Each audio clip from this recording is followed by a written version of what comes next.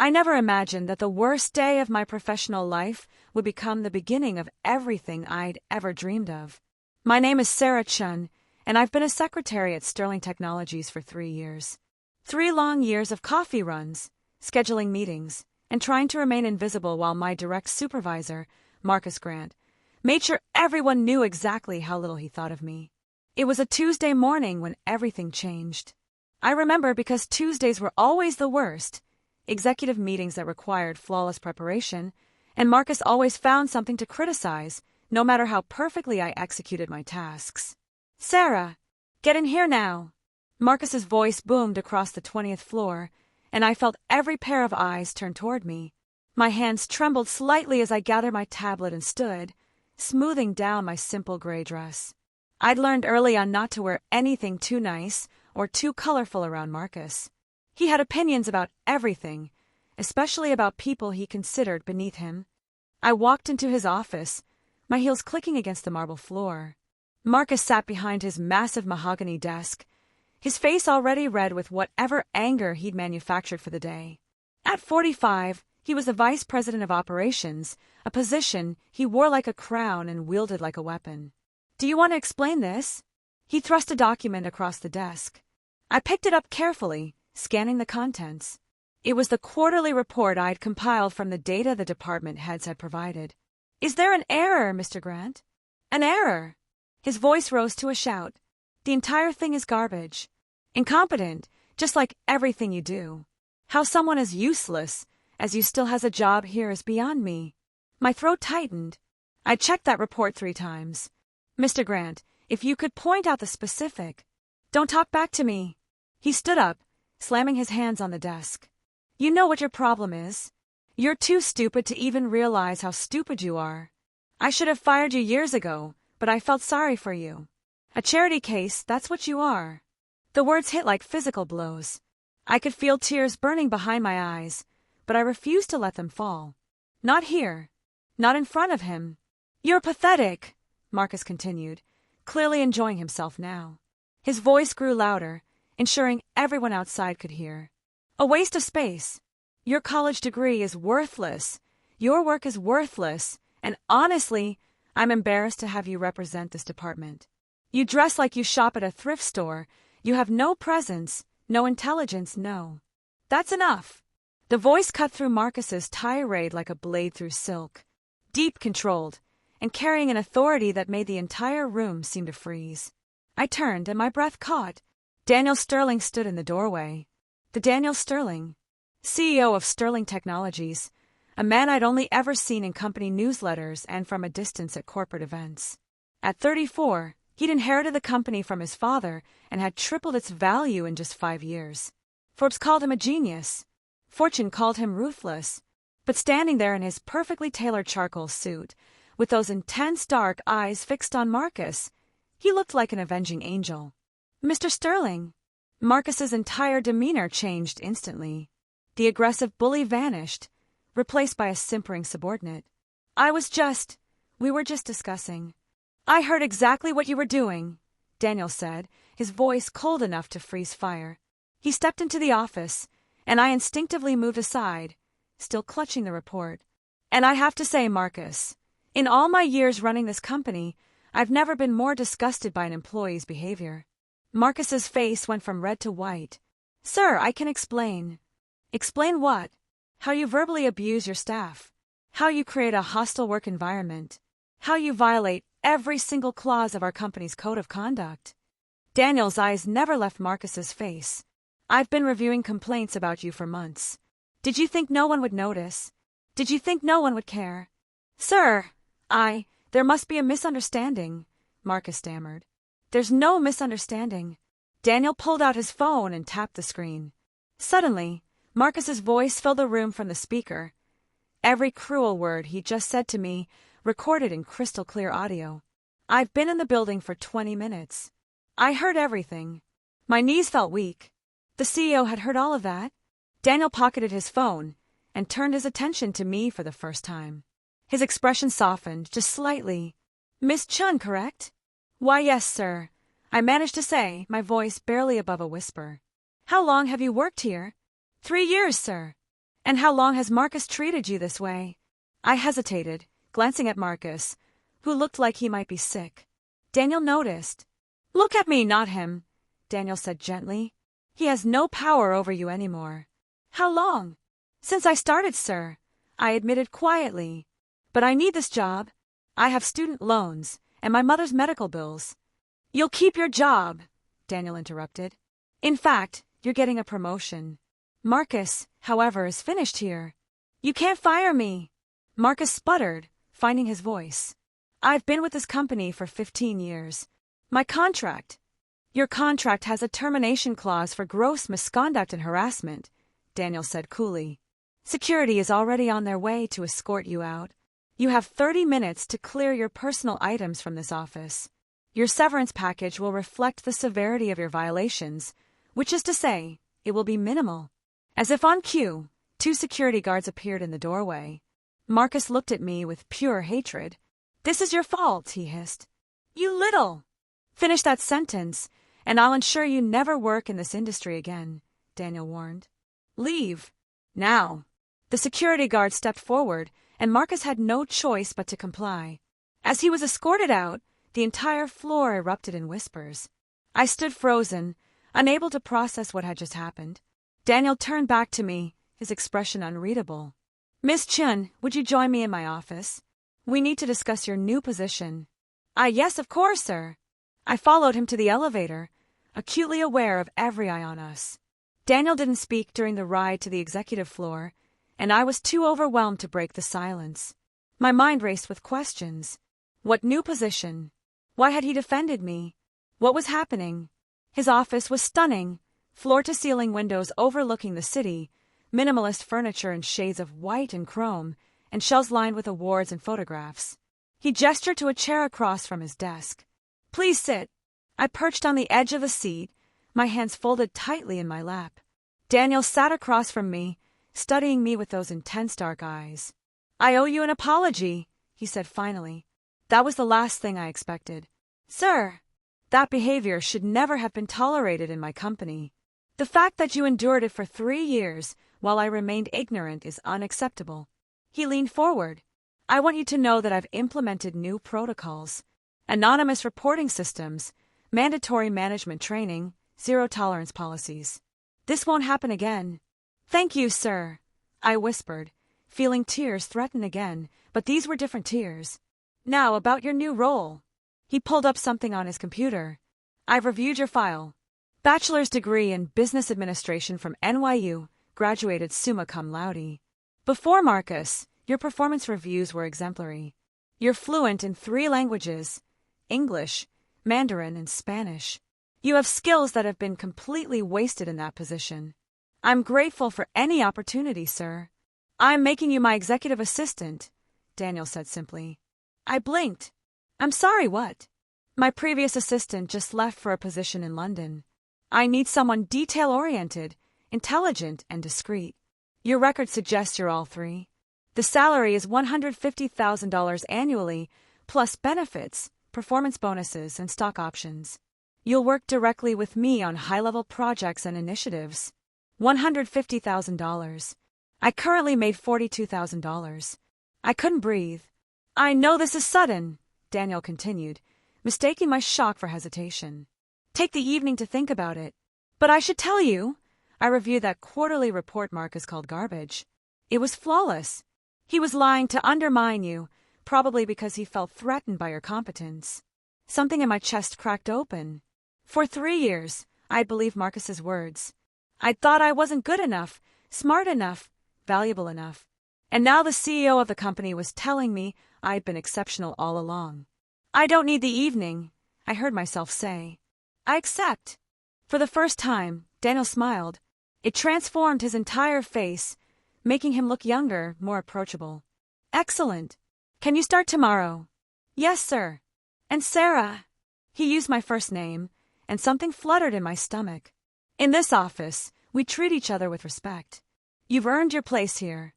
Don't ever let anyone make you feel otherwise again. The next 6 months transformed my life in ways I couldn't have imagined. Working for Daniel Sterling was intense, demanding, and absolutely exhilarating. He expected excellence, but he also provided the tools, support, and respect necessary to achieve it. He never yelled, never belittled, never made me feel small.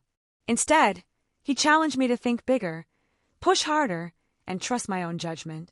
"What do you think, Sarah?" became his favorite question in meetings. At first, I'd freeze, terrified of saying the wrong thing.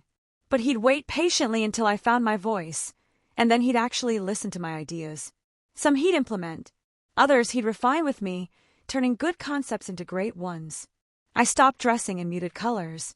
I started wearing the clothes I'd always loved but had been too afraid to wear. Bold colors, elegant cuts, pieces that made me feel powerful. Daniel noticed. "That's a striking color on you," he commented one morning as I handed him his coffee. A task I no longer minded because he always thanked me genuinely. "Thank you, sir." I'd worn a deep emerald dress that day, one I'd bought during lunch break with my first big paycheck. "Daniel," he corrected, not for the first time. "When it's just us, you can call me Daniel." But I never could. It felt too familiar, too intimate. Because somewhere between the late-night strategy sessions and the early morning conference calls, between the business dinners and the quiet moments reviewing presentations, I developed feelings for my boss that were anything but professional. I knew it was foolish. Daniel Sterling could have anyone, and according to the tabloids, he did. Models, actresses, socialites. I'd seen the photos, him at galas with stunning women on his arm. He was kind to me, yes, but that didn't mean anything beyond professional courtesy. I told myself this every day. It didn't help. Everything shifted on a rainy Thursday evening in November. We were alone in the office, a common occurrence. Daniel was preparing for a crucial merger negotiation, and I'd stayed late to help finalize the documents. It was nearly 10 p.m. when he finally pushed back from his desk and rubbed his eyes. "That's it," he declared. "If I read one more clause about liability provisions, my brain will revolt." I laughed, closing my laptop. "We've made good progress. The rest can wait until tomorrow." "How do you do it?" he asked suddenly. "Do what?" "Stay so positive, so dedicated."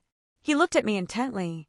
"After everything you went through with Marcus, you could have become bitter, jaded. Instead, you're you." I didn't know how to respond to that. I guess I decided that what he said about me didn't have to be true. That I could choose who I wanted to be. "You're extraordinary, Sarah. I hope you know that." The way he said my name made my heart race. "I just try to do my job well. It's more than that." He stood and walked to the window, hands in his pockets.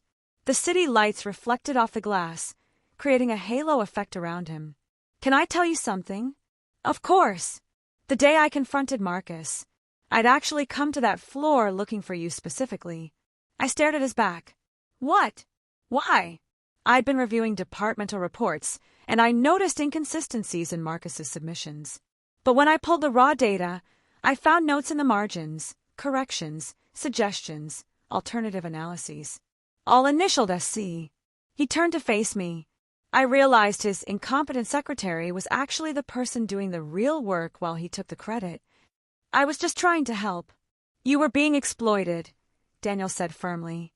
"And when I came to meet you, to offer you a position in my office, I heard him abusing you." I'd suspected he was a problem, but hearing it, his jaw tightened. "I've never been so angry in my life." "You took a huge risk, firing a VP on the spot like that." "It wasn't a risk. It was the right thing to do." He moved closer, and I had to tilt my head up to maintain eye contact. "Sarah, these past 6 months working with you they've changed things for me." My pulse thundered in my ears. "Change things." "I have a rule. I don't date employees.